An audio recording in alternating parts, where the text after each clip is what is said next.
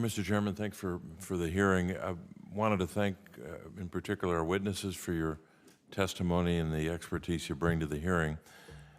I don't think there's anyone in this room that doesn't understand the scope of this problem, and especially after the testimony, of how important it is to have enough savings for all of life's needs, no matter where a person lives, no matter what their circumstances.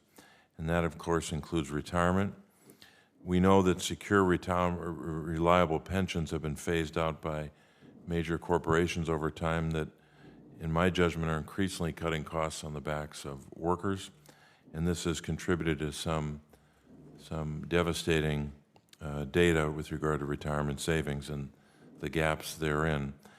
Professor Ghilarducci, I wanted to start with you about the findings that you cite in your testimony about, and I want to make sure I have this right, half of Americans nearing retirement, ages 51 to 64, have no wealth in retirement accounts. Is that true? That is true. And also that same group, meaning ages 51 to 64, have no home equity. Half don't. That's true too. And that's because our debt-creating institutions have overwhelmed our wealth-creating institutions for most American workers.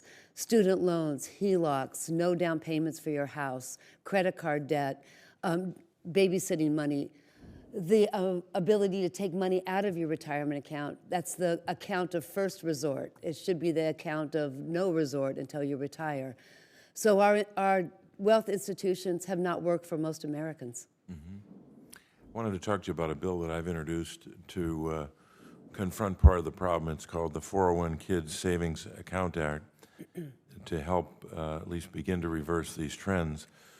This bill automatically creates savings accounts at birth for all children in the country, with federal support for low and moderate income families.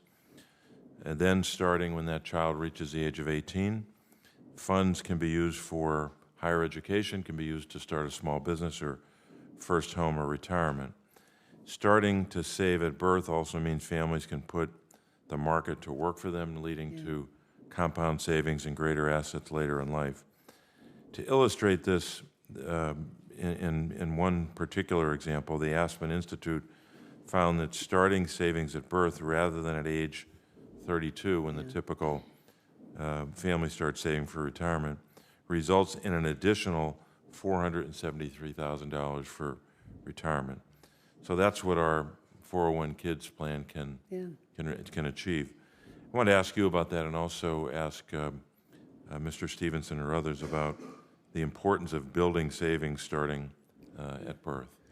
Yeah, I can quote Einstein, who said the power of compound interest was one of the most powerful forces on Earth, and it works the other way. Debt, if you compound debt, and you have debt when you start off, it can compound the other way. So it's a really good plan. We should start with wealth and accumulate it. Mr. Stevenson? Senator, what I would add is, we encourage savings at any rate, at any level. What I would add is if we auto-enrolled everyone at age 21 when they graduated from college, we wouldn't have a crisis either. We would make huge progress. Just getting people started at 21 versus 31 captures a vast majority of the number that you quoted. Mr. Doonan, I know I'm getting close to running out of time, but Mr. Doonan, what's your sense of this in terms of the importance of starting savings at birth? Yeah, I think when you look at a retirement system, it's too common to start at age 40. You have this short time frame. You don't have the opportunity for investment returns to support the cost of retirement. So starting earlier obviously makes the math work much better. I think it could help with some equity issues, possibly help relieve some financial pressure, stress, that sort of thing too. So thank you. Thanks very much. Thanks, Mr. Chairman.